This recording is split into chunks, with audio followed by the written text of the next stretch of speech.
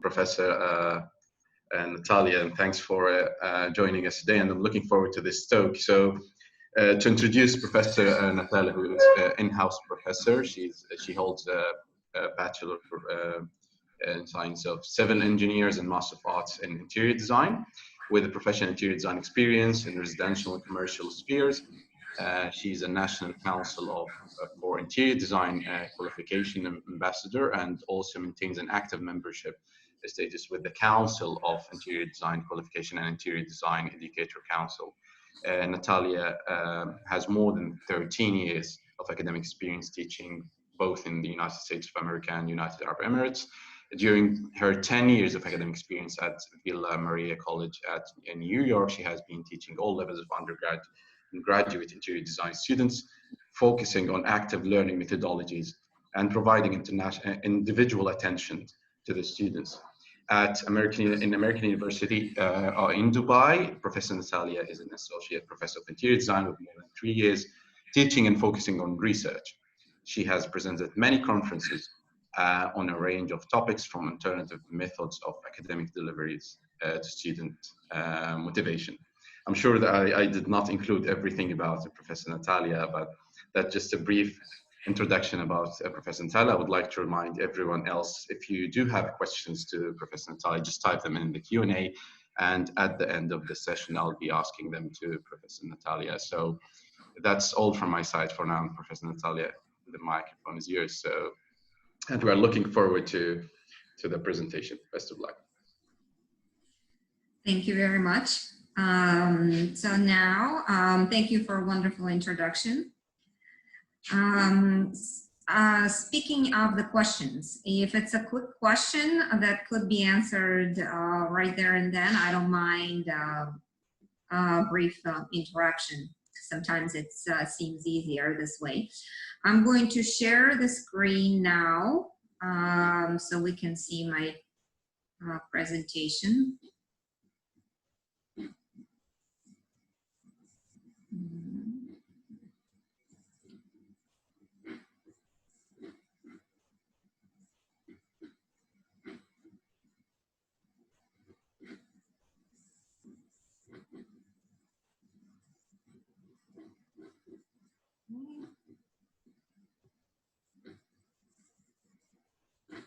All right, I think I'm in business now. The presentation should be all visible. Yes, all is visible, Natalia, all is visible. Wonderful. I'm glad we have a great visibility then. Well, that's what it's all about, is a great visibility, I guess. All right. It of course feels quite strange for me to present in this digital format because you don't see your audience. This topic is a very kind of a hot topic for education. Motivation is a really huge element in academia, and I wish that I could see my audience so I can tailor it a little bit more specifically to them. But I'm delighted to just have the ability to discuss this topic. So I will dive right in it. So student motivation. So we're obviously going to focus on the academic success. So motivation is a really huge factor for the student success, particularly that we're talking about that pretty much all of our deliveries, teaching deliveries, are online and distance learning one way or the other distance learning format. So motivation becomes even more important for professors, for instructors to create in the environment for students. Of course, it's a two-way street. So something what professors can do and of course what students can do. But I'm going to focus in this presentation from academic standpoint of view, from professor standpoint of view, what we as instructors, professors, what we can do for our students. But it's not just a practical kind of talk.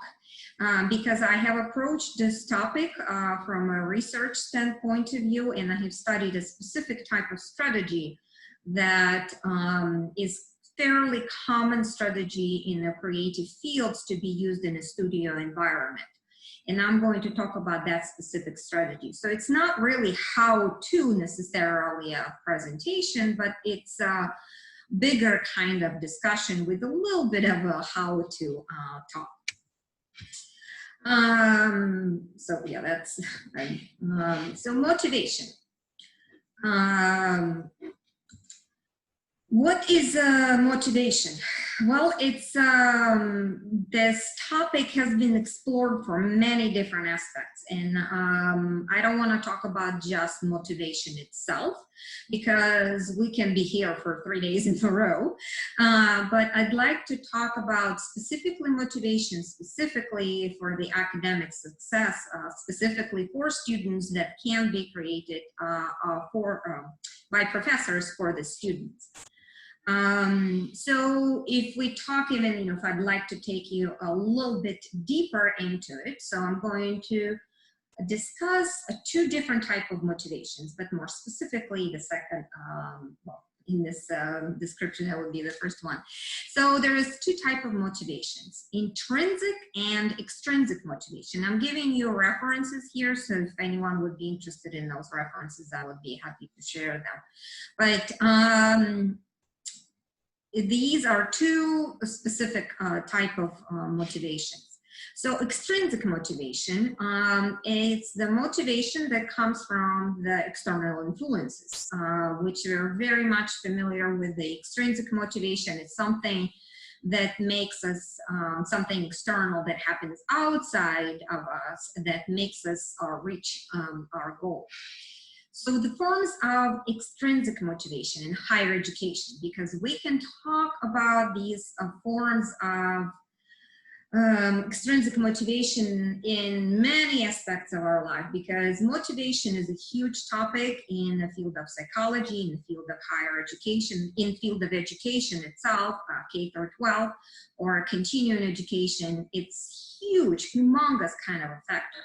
So just want to remind you that we're talking specifically in these kind of forms in here, higher education for students. So form of extrinsic motivation that professors are really very commonly are faced with, and students are very commonly are faced with, is grades, of course.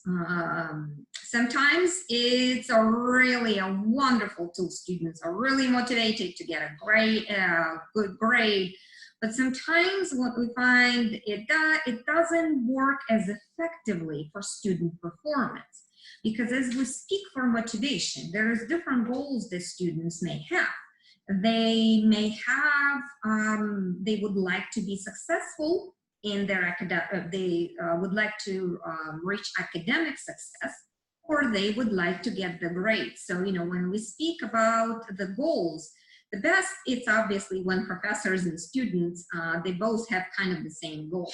Because for the professors, what we seek, we'd like our students to be first academically successful, and then of course we'd like for them to be professionally successful. But we're really not as interested in them to get the best grades necessarily. This is not our ultimate goal necessarily. I mean, of course, if someone is striving to be academically successful, consequently, usually, I should say, they would get good grades. But sometimes grades kind of become the goal on its own. So being motivated just by the grades itself sometimes can be counterproductive. Then we speak about other forms of extrinsic motivation, which is approval of family, approval of faculty, approval of friends. I don't know, there's the list can go on. So it's someone else's approval. And why it's external? Because it comes from the outside. That it's a great form, not these forms of extrinsic motivation are not necessarily bad in itself. What I'm trying to kind of point out, what happens and why are students acting a certain way, and what is really, it's more of a topic of what's happening within them. So when students seek approval of the family, sometimes they may not go in the field that they wish to, therefore, whatever they're trying to do, their motivation level may not be exactly the same. as someone who is in the right field, sometimes students just want to get approval of the people that are around them, including faculty. But this is, all another form of external that's coming from the outside. Then, of course, comes professional job placement.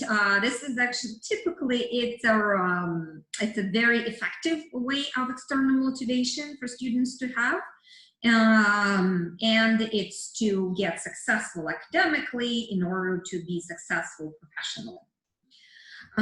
We can talk about other forms of other external factors, but these, a couple of these are really kind of big forms of external motivation. Now I'm getting to really cool, exciting part, and this is intrinsic motivation. So we have discussed extrinsic motivation. Now we're talking about internal motivation, intrinsic motivation. So intrinsic motivation is the motivation that comes from within, and it refers, I love this definition, because it refers to doing an activity simply for the enjoyment of the activity itself rather than its instrumental value. So students, this is our ultimate kind of goal. We would love as professor when I see a student enjoying learning and they engage with it with their philosophical kind of hat on, or with their curiosity hat on, with these type of things, because they enjoy the process itself. So we're going to talk, and you see my list is a little bit bigger here. Of course, it's not completely all-inclusive, but this is really something where as professors will have the most impact on students. Because if we are not, if we can create an environment where the students do not feel necessarily pressured by the external factors or external motivation, because they will have these factors no matter what, usually. But if we can create an environment where we can have that motivation coming from within the student, then the typical result is really surpasses all expectations. And I'm sure we have seen examples of this.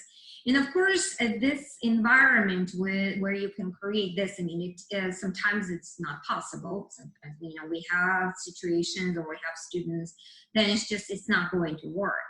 But I also know, being in academia for quite a while and knowing that professors usually are really the most passionate people.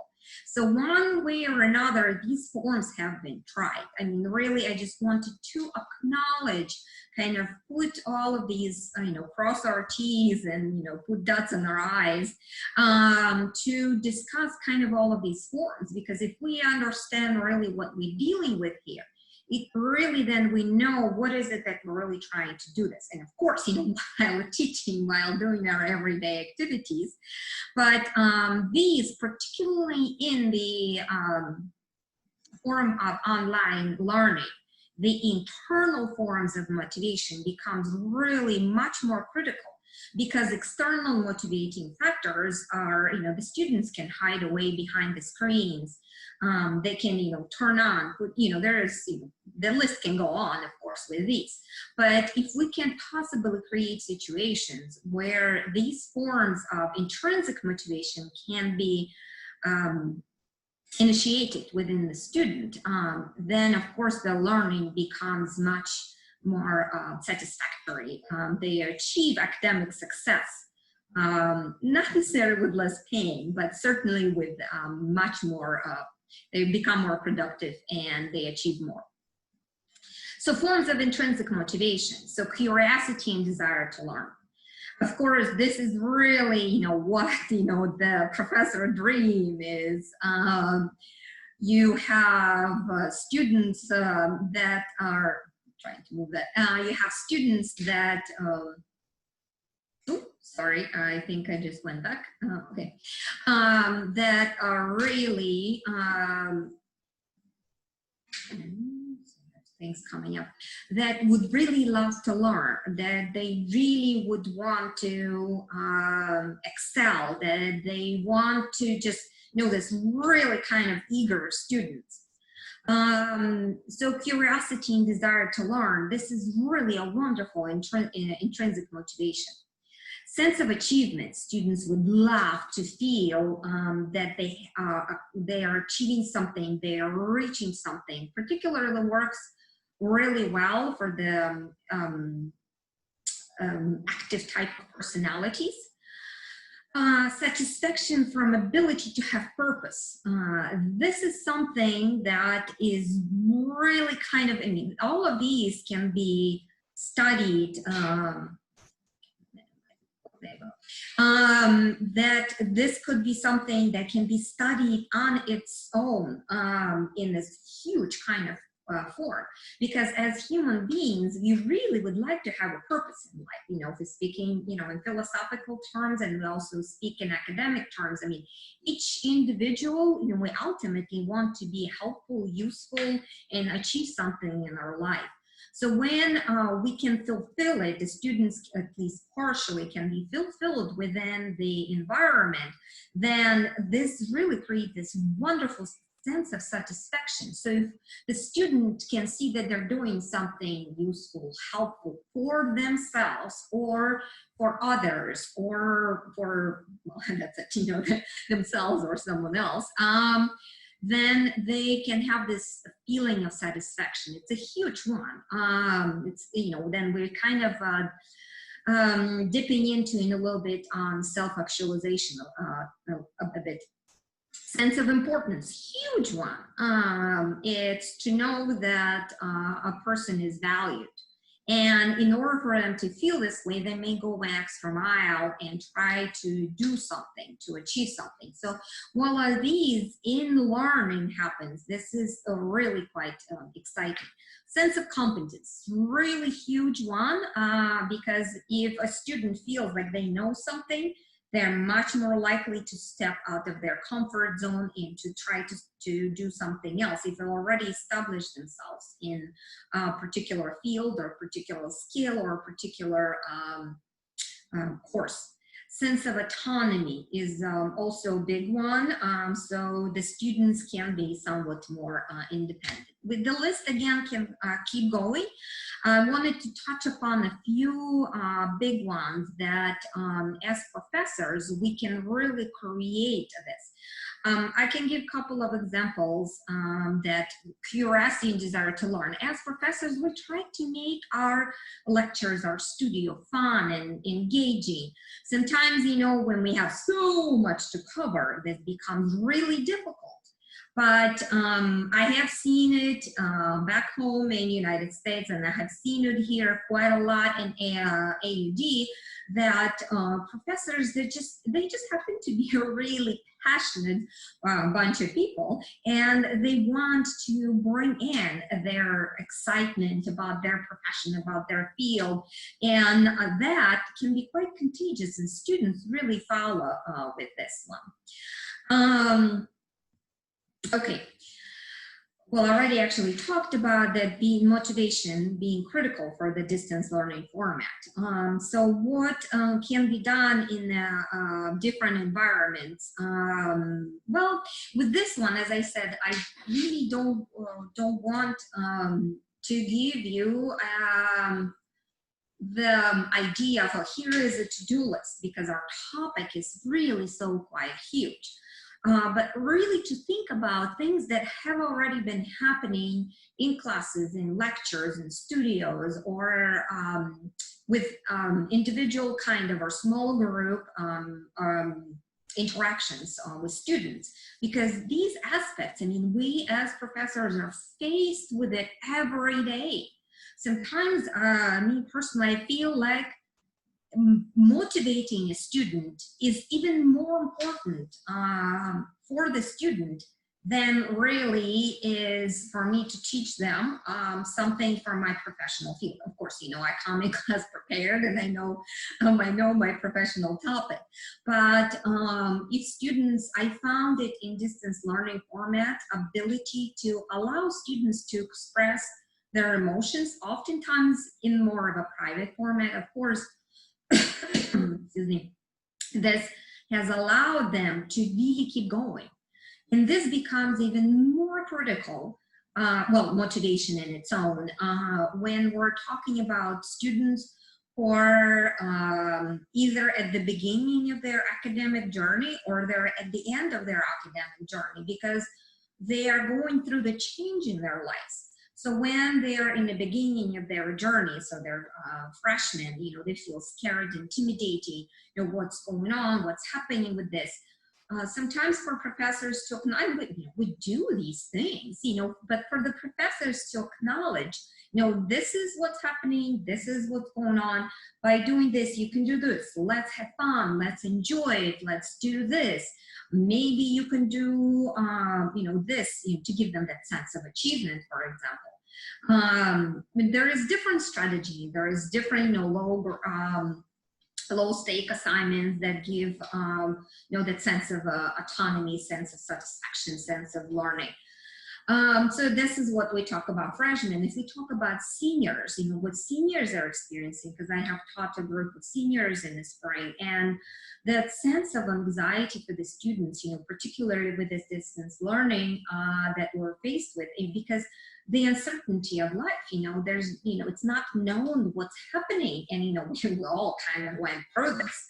So to, I found that acknowledging it and allowing students to say, okay, we're in it together. You know, you are, you know, you're giving them that sense of achievement. Okay, now this is a tough day. No, then perhaps, you know, you do this small part of assignment and let's revisit it tomorrow, you know.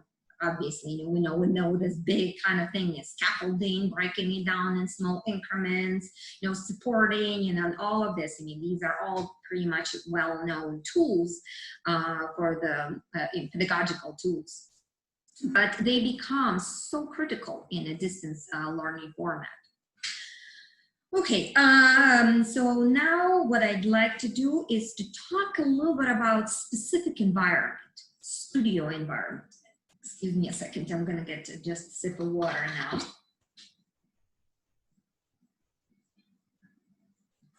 now. So when we talk about studio environments, I'm gonna get a little bit more closer to home for me. So studio environment, it can be physical environment, like our wonderful new studio space here at AUD that we have and we'll share. Or studio can also be expressed as the conceptual space.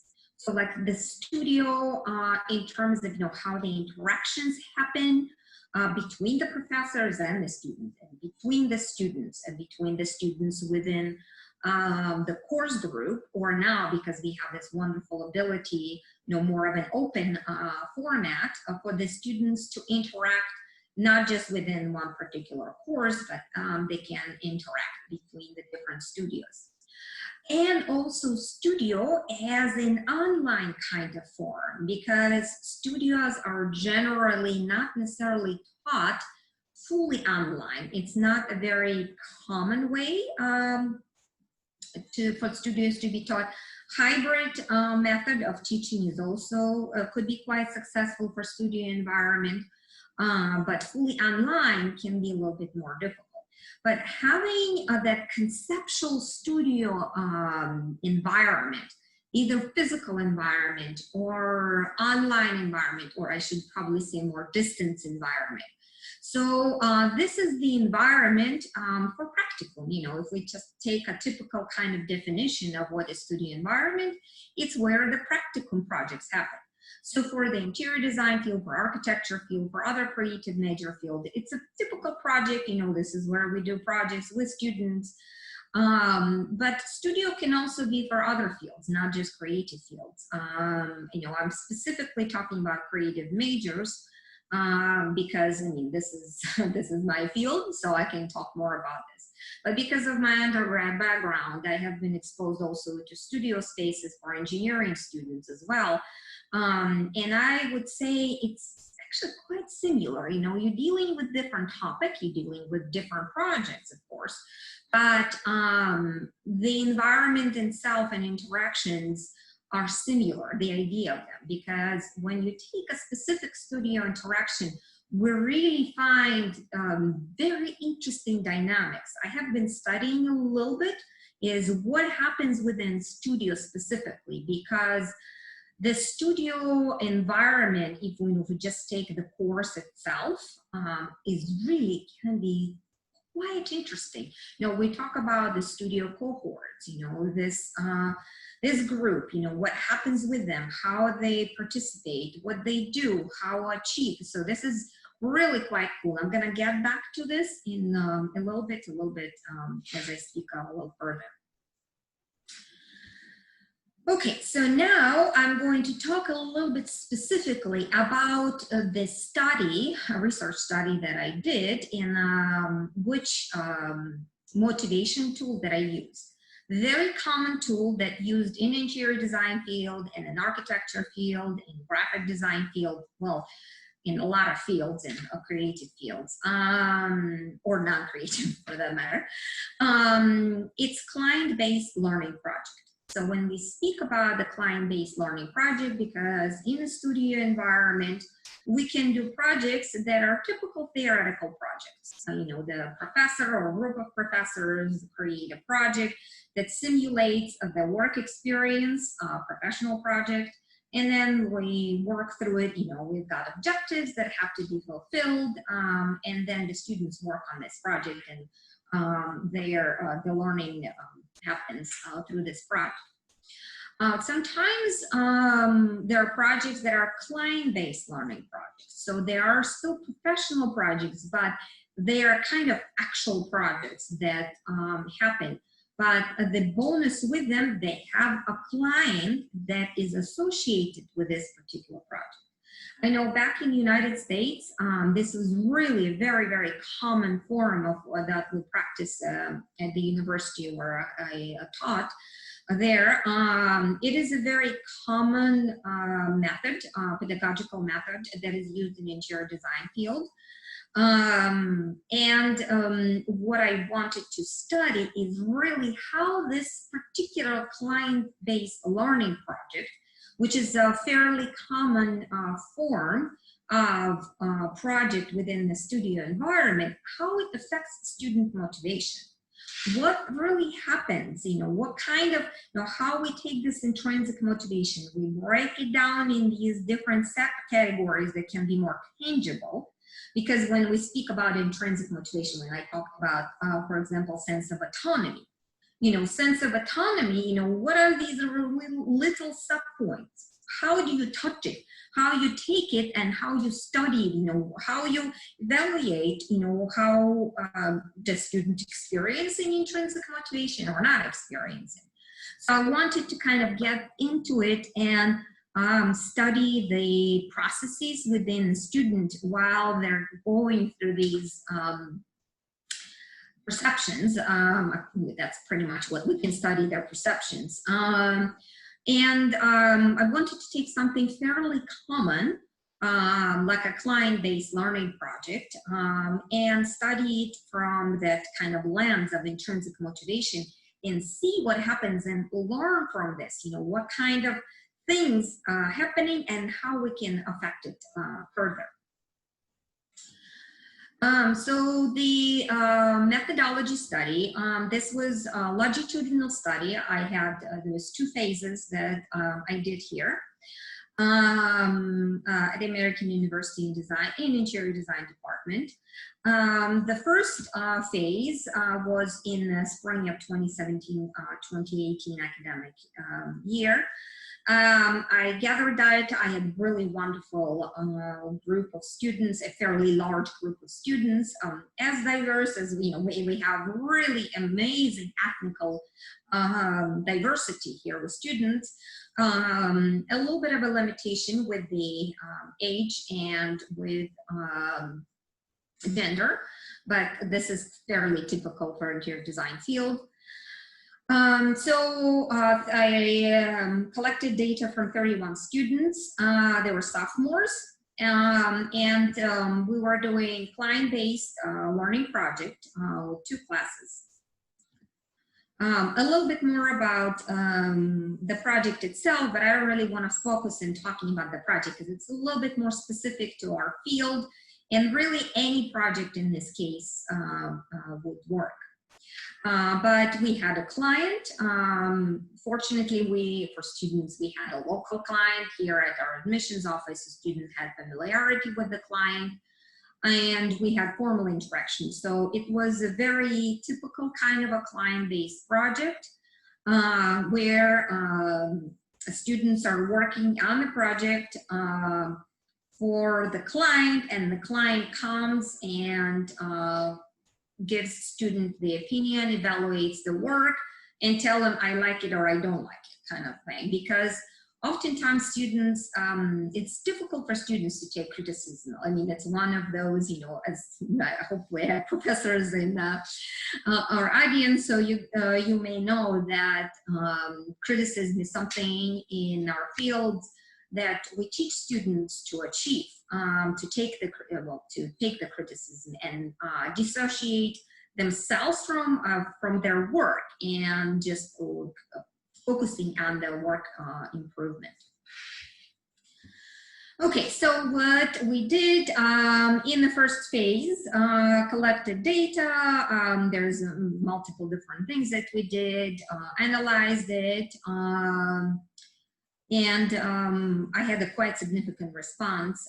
24 students responded out of the larger group of students.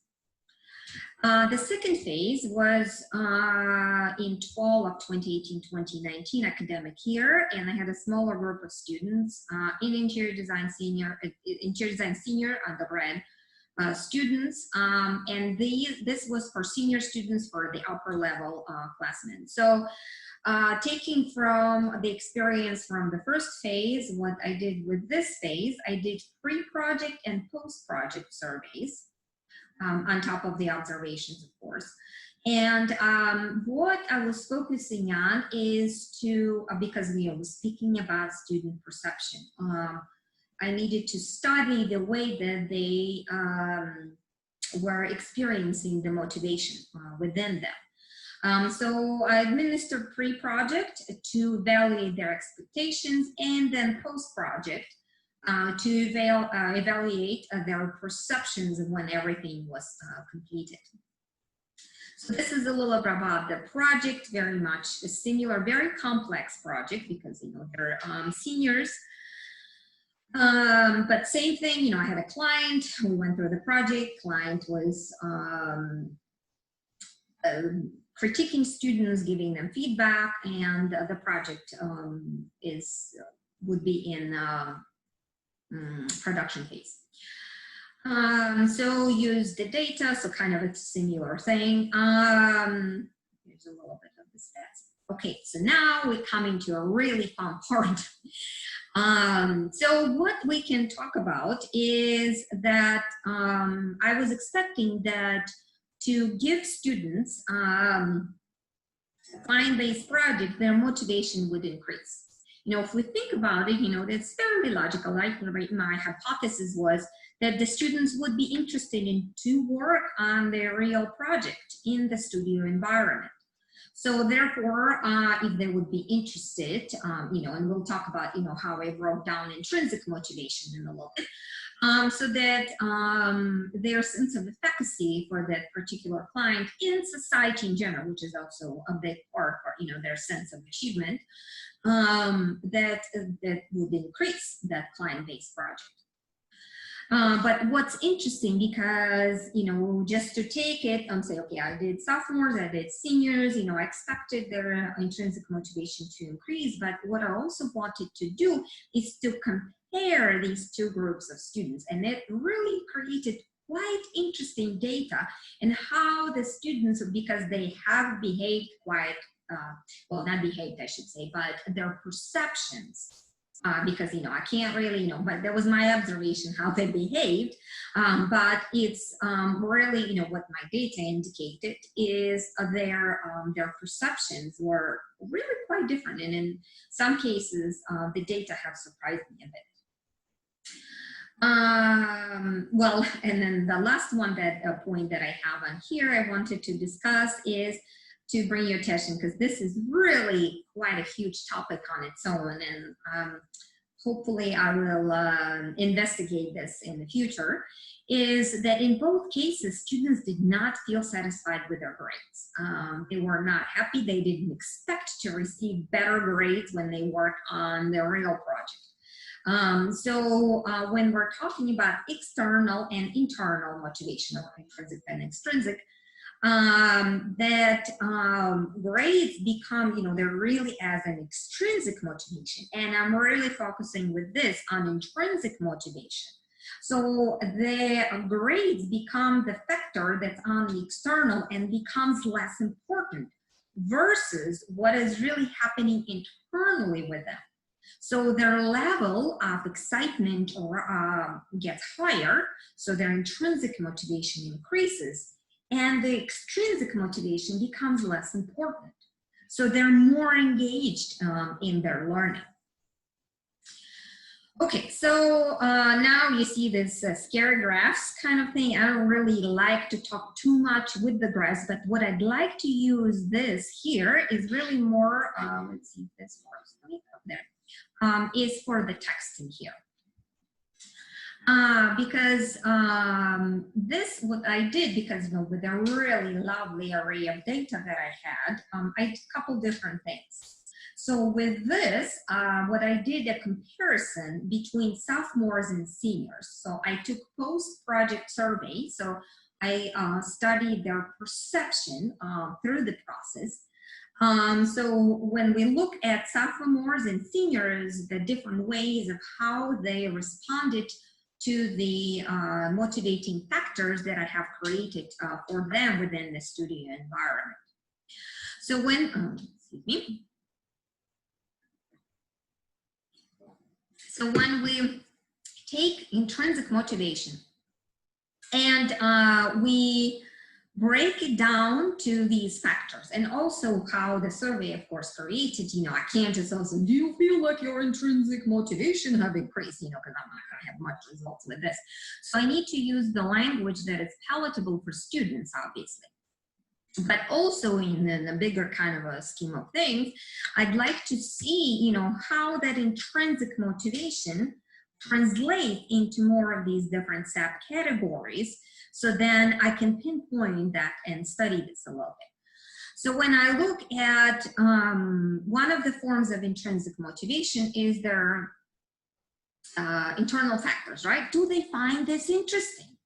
So I look at the percentage of students, they found it interesting to work on real projects in studio. You see, obviously the language would be a little repetitive because I have to keep the clearance in here.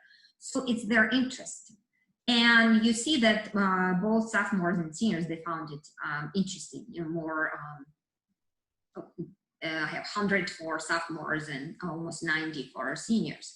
Then we look at the other category is they feel that they have learned more because they worked on this. And it's not like, because, obviously I have my own assessment and I can see, did they achieve this? Did they this objective? So I do all of this, of course. But what I'm looking at here is their sense of perception. Because the students were fairly successful. They had very successful forms, so their student success was fairly high, but it's their perception. So the students have felt that they have learned more because they worked on a real project. So therefore, their drive and their sense of curiosity have been higher in this. And they perceived this. It's not like what I have imposed on them with the grades and with this, it's what will be coming from within them. So the next one is that the students feel that their real project provided more importance and meaning to their studio work versus theoretical project. So it's their sense of achievement, sense of efficacy, that their sense of purpose, what we talked about with intrinsic motivation. And we see with seniors, it's not as high as I expected, but the project actually, I thought had quite a lot of meaning, but we'll talk about, these comparative results after I finish with the graphs. So we're doing with time. I think I'm still good. So this one is sophomore and senior post. I mean, just continuing with these sub-points. So the next one is how students had a choice between real project and theoretical project, but they would choose to work on real project again. It's their sense of satisfaction, basically. And because we're talking about post-study, so therefore, you know, they have already achieved, they have completed their experience. And the sophomores have really positive experience. Seniors were kind of broken half and half. So some of them really didn't care for that experience as much. And again, I have this survey, their findings discussion. Then the percentage of students that feel their work have been useful. So again, we're coming back to their sense of efficacy, and both of the groups have that sense of importance achieved. Percentage of students that feel satisfied to be working on a real project. You know, see, some of these I had to have these questions kind of formulated in a specific way. So this I find it was slightly repetitive, but you kind of gotta work through them. So this is continuation with a sense of satisfaction and the purpose. All right, so percentage of students that think that it is more beneficial. So another form of the intrinsic motivation, so self-actualization touch component, that the students have learned more because they're working on their real project. And the last one about the grades, and you see the grades was really, they did not think they got better grades for this, even though they were working on this with more sense of pleasure, but they didn't think they really have achieved academically, they have succeeded as academically well, and they actually have, and that's their sense of perception. So now the fun part is discussion points. So what we see here, we have sophomores and seniors. They both have exhibited increase in intrinsic motivation. So we see it consistently when we talk about the components of intrinsic motivation that I have focused on studying. So why were we having the situations that the seniors have not exhibited as high level of intrinsic motivation as sophomores? You know, really what happened, because when I was approaching this longitudinal study, I've completed sophomores and they were really super excited to me. Of course, we had the difficulties and all of these kind of things, but we've had a fairly positive experience. Seniors, on the other hand, had really very meaningful project, and they exhibited less of a level of intrinsic motivation. They still have achieved more intrinsic motivation that they would have if we had a theoretical project, but they have exhibited less intrinsic motivation versus sophomores. And that, you know, once I got these results, it has puzzled me, you know, why we have this really a difference. And of course, you know, we have a limitation. You know, I probably should mention this now, but hopefully it's fairly clear, because I cannot really do, you know, very clear kind of complete comparison. You know, when you take you know, one group of students, another group of students, the best, more clear experiment, of course, research study would be if I have given both of the students the same type of project. Then we're also dealing on, you know, if I have sophomores and I have seniors, but if I give a two groups of seniors, so there is always going to be somewhat of a level of limitations, because I have compared sophomores and I have compared seniors. But this has produced a very exciting kind of a pedagogical discussion, is why would sophomores, you know, because you would expect seniors to be more excited about the project, feel more sense of purpose. But it was really sophomores that have displayed higher levels of this.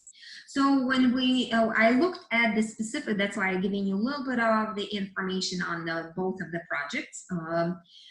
Sophomores had a less complex project. Just obviously they're in this level, but seniors, that particular group of seniors was very strong, and we know that we have, when I was mentioning close to the beginning of our discussion, that if we have different cohorts of students.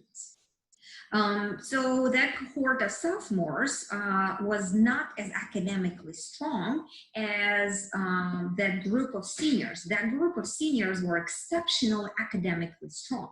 The group itself. So it was, I was compelled, me and another professor, we have created a project to kind of honor that their level of academic integrity, academic success. So obviously the learning can happen on the appropriate level. So the project complexity was different, but not just if you compare sophomore groups and senior groups. You also need to look at the academic success or academic performance of not just the student individually, but the student cohorts. So if we look at the sophomores, they were still quite academically successful. And they were in that particular studio, their academic success was fairly high. But the senior level, they had received an extra complex project. So project complexity plays quite a huge role, because I felt like the students, the seniors, their stress and anxiety levels was much higher than the sophomores. Now we can talk about the stress and anxiety, and I touched upon that a little bit. So when we talked about stress and anxiety levels, sophomores would exhibit generally less levels of anxiety. And again, we're talking about general, because I can't really specifically speak about necessarily each student or cohort even. But if we talk in general, seniors would exhibit higher levels of anxiety because they're in their last year of studies. They're approaching the transition level. I'm just checking that. They're approaching the transition level. They're just, the case of senioritis that happening with them. They just becoming more anxious because they're ready for their transition. Sophomores typically, when we talk about the four groups, they are typically exhibit less levels of anxiety. But again, each group is different. Some groups can have larger levels of anxiety versus other levels of anxiety. And if we speak about, let's say this spring semester, the summer semester, and we don't know what's happening in the fall yet, is the level of stress and anxiety for these groups would be really, really huge and high for this level. And then another component that I also looked into is the familiarity with the client. And that kind of surprised me because I didn't think in the beginning this would have an impact on their level of intrinsic motivation. But when I was trying to analyze, study really what happens between, why I had such a really fairly statistically significant difference in the increase of the levels of intrinsic motivation, is that sophomores were much more familiar with the client versus, and it just kind of happened this way because we ran into these projects. They find us, we find them. This is kind of part of the journey. Sophomores felt more comfortable. They just knew the people, and seniors didn't know. They felt that level of intimidation was much higher for them. So they were in much more unfavorable situation. Their level of intrinsic motivation have increased, but they were just in much more difficult position to deal with the circumstances they have. Okay, so I'm going to be reaching my conclusion. So of course, this comes not as a surprise, but the client-based projects, fairly effective form of studio learning. This is not necessarily something that, I was, this is not a new way of knowledge. But with my study, I wanted not just to reconfirm that that it is in fact, I can prove it with the study that it is an effective way of study, but also look at the way that motivation itself is what really is happening within the students and how you break down these components. I mean, this is really more important elements. And another aspect of it is how the cohorts of students, how they behave. What is really happening? What are these behavioral patterns that we'll look into within studio environment? Because sometimes we have a really super successful studio and sometimes we don't. And as professors, because we work so much individually with students in the studio environment, just because of the nature of the learning itself, is what happens with this, how it can affect them, what we can do. So it's really obviously much kind of a larger picture. I think this might be my last slide. So I would be very happy to answer questions right now or listen to your feedback because this, huge, never really ending discussion on the motivation. So thank you. Thank you so much, Professor Natalia. And I think we did enjoy the talk and a lot of ideas and thoughts of how can we, as instructors, also to tackle and understand the situation. So I think that was very informative and very interesting talk. So thank you for this. And I'm sure everyone who joined us today enjoyed it as well. So I would like to ask you if you do have questions. I think Professor George has a question. So for the rest, guys, if you do have questions, just write them in the Q&A section. So I'll read them after Professor George's question. Yes, Professor. Okay. So first, Natalia, thank you so much for giving us some of your time and delivering this. I really find it very interesting, also from a a professor point of view. I mean, it was, I think, more interesting for me probably than if a student. But I personally, I'm intrigued about something that you mentioned. I absolutely understand the idea that you focused on the client-based projects and also the idea of intrinsic motivation. My question is, how could you evaluate it? So what was the method for you to evaluate something intrinsic? Because it's very difficult. I mean, if you have an external way of evaluating something, like, for example, you said the grades and so forth. But if we're talking about the intrinsic, like something that people would feel inside. So what was your method that you used so that you figured out that there was an increase in the intrinsic motivation for students? I mean, I know that you used the survey, but what was specifically in that survey that actually allowed you to discover that there were an increase in the intrinsic motivation? So I took the big term intrinsic motivation, right? But you can't ask students, do you think your intrinsic motivation has increased? Exactly. We'll get nothing out of them. But remember these questions I had in the graphs? This is what I did because creating survey, because what in this case, I have to ask students. I really have no other formal way of evaluating. I also used observations, of course, but observations, this is just also my perception of a student perception. So obviously that kind of gets a little more difficult to quantify.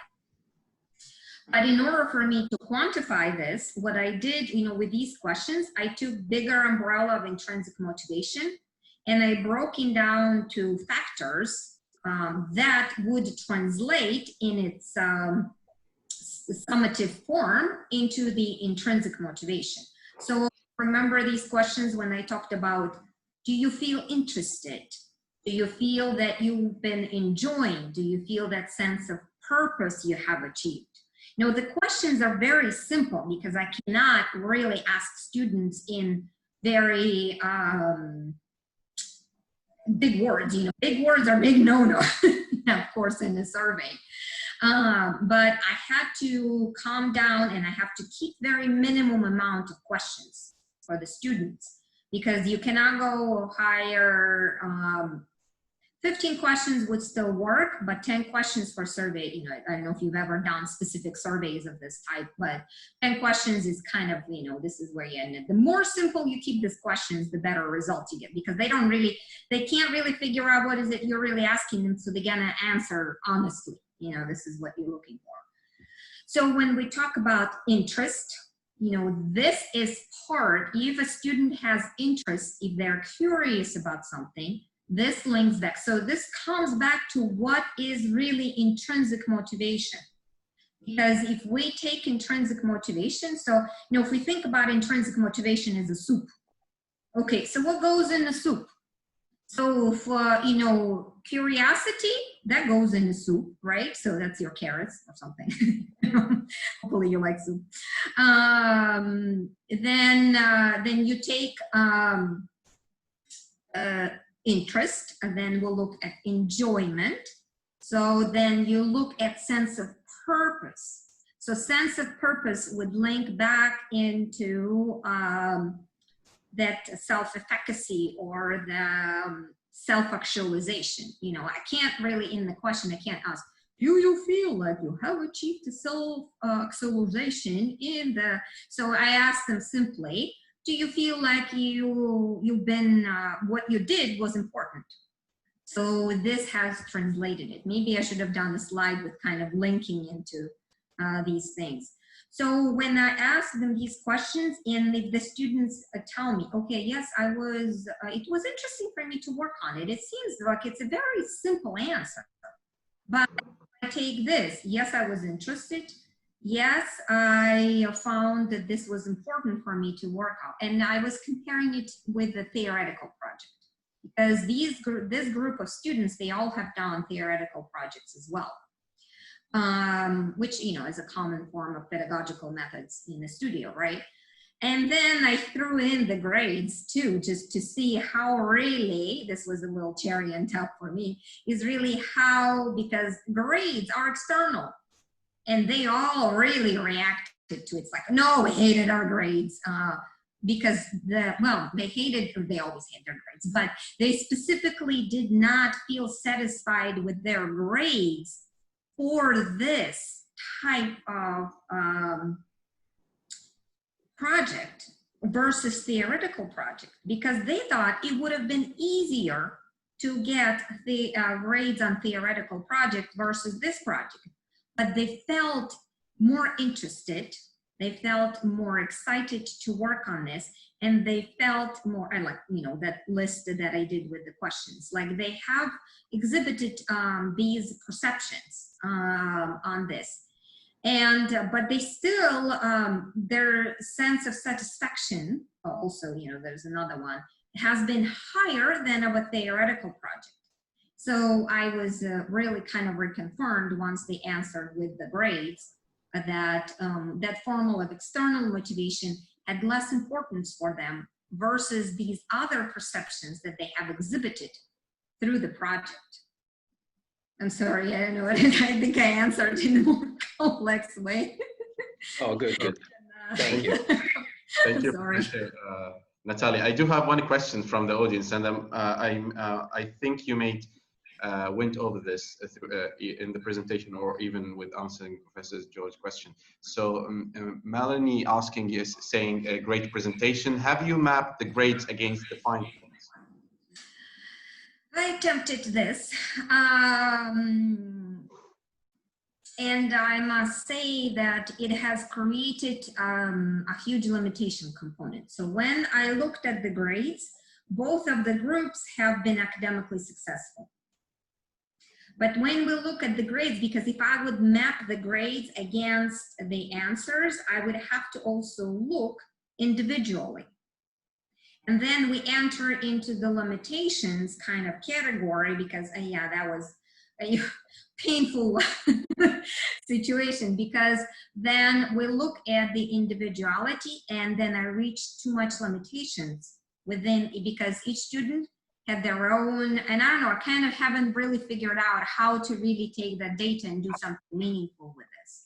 I mean, I'm looking for feedback if someone can give me pointers, because if I look in the group itself, what I could study that both groups have been academically successful, right? And this is what we're looking for, that, you know, I'd like to see if the level of intrinsic motivation increased, because intrinsic motivation in its own has meaning, but it doesn't have as much meaning if we also link it with the academic success.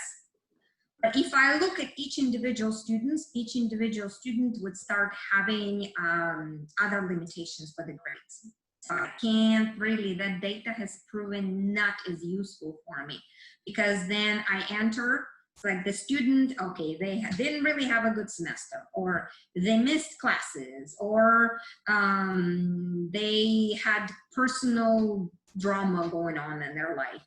And then their grades are not necessarily speak for themselves. So I don't know, I kind of stumbled in this situation, and I haven't really solved that, how to take that and turn into meaningful statistical data, because I can only look at it in general. So would be great if you can advise me. There is a part 2 of the question, or just maybe defining the question more. I mean, what percentage of A's and B's, etc., did the group achieve?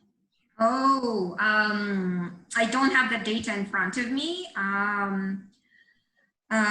Sorry, great question. I had quite a significant number of students. I had more than 70% of students to be, I think it was for sophomores, 80% of students were academically successful, meaning they were B and above.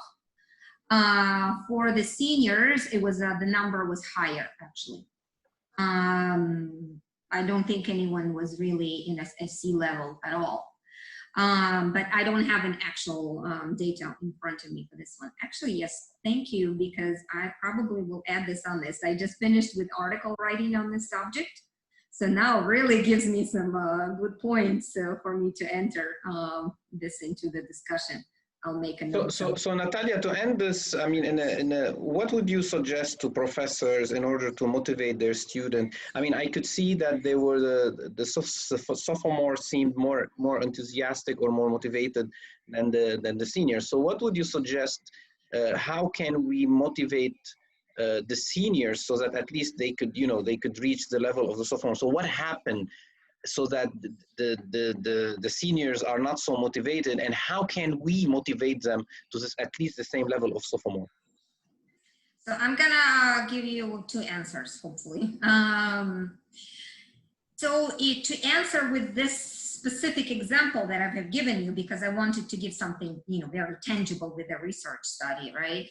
So in our case, what happened, why students felt less motivated, because we have put the students in a very difficult position, because we have put too much pressure on them, basically. And because the level of complexity of the project was too high, and they were a little intimidated by the instructor, by the client. So if I would change anything, I would probably reduce the complexity and give a little bit more time for students to get comfortable with the client.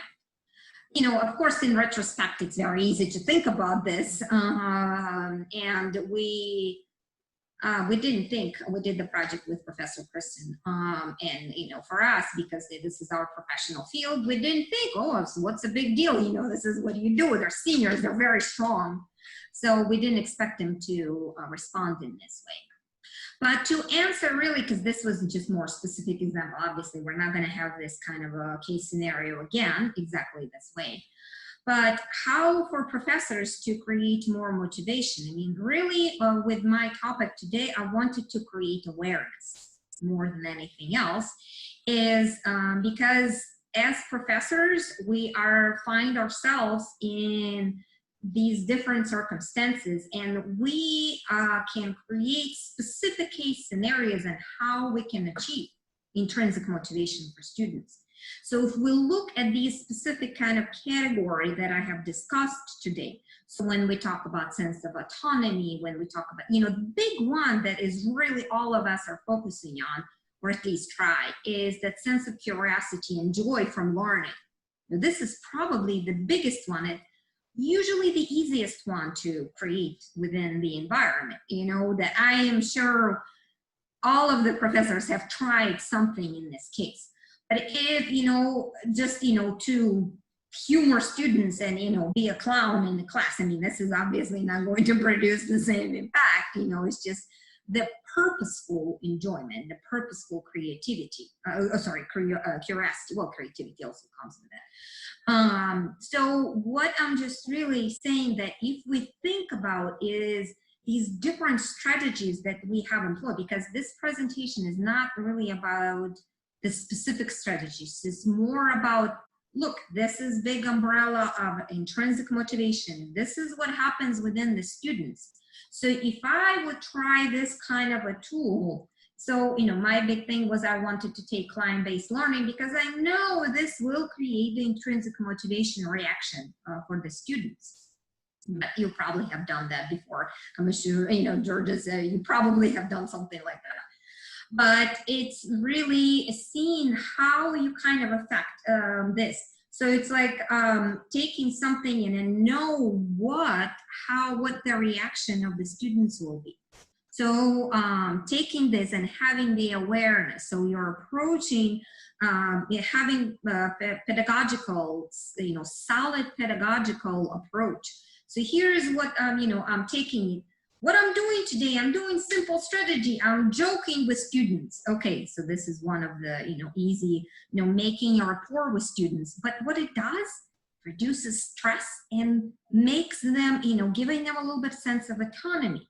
It's increasing their enjoyment. So like not disregarding these type of kind of small things as professors we do, because then you're giving this validity, and then in class, if we focus, entire, 70 minutes, 90 minutes, whatever, or the big long studios, right, that never end, that, if okay, I just have stopped and I had the personal conversation, well, not too personal, but somewhat of a personable conversation with the students, what it does really do. So it's really for the professors to acknowledge these small little things that we already are doing. And then you've seen how it impacts the student. So I'm really not, opening the moon for you guys. It's really more of acknowledging what we as professors already do. It's not yet another thing that, okay, this is what we have to do. Oh my God, intrinsic motivation. Now I have to do this. But it's already that what we have been doing.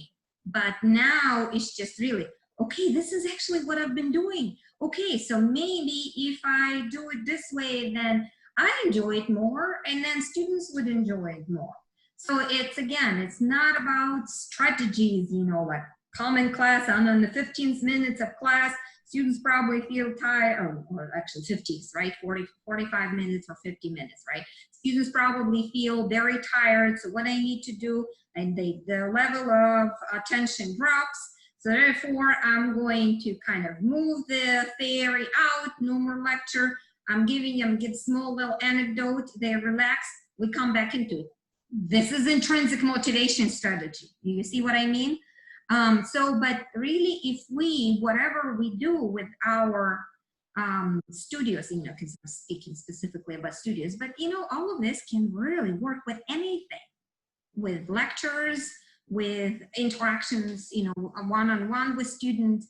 And then, you kind of take it and you have more awareness of what you do in the classroom environment with them, studio environment, classroom environment, office environment. Because this really works the same way, not just for academia. It really works very effectively for the office environment, what happens with employees, particularly if we deal with higher level, when we speak with, when to engage with people with higher intellectual abilities, the intrinsic motivation becomes even more significant when we deal with, let's say, lower performing. Okay, sorry, I'm getting on my pet peeve here. I'm all done. Thank you. Right. Thank you so much, Professor Natalia. Thank you so much for joining us today. I think that was quite informative, and I personally enjoyed it as well. And so thank you for that. Thank you, Professor George, again for organizing this, and thank you so much for everyone who joined us today. And I hope, and I'm sure that you enjoyed the talk as well. Thank you all, and see you next week. Thank you, and have a good day. Thank you for the opportunity.